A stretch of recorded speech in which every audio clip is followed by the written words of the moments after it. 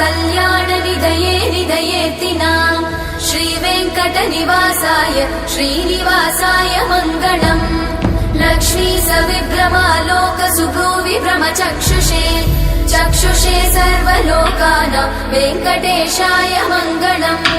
श्रीवेङ्कटाद्रिशृङ्गाग्रमङ्गलाभरणाङ्ग्रये मङ्गलानां निवासाय श्रीनिवासाय मङ्गलम् सर्वावयव सौन्दर्य सम्पदा सर्वचेतसां सदा सम्मोहनायास्तु वेङ्कटेशाय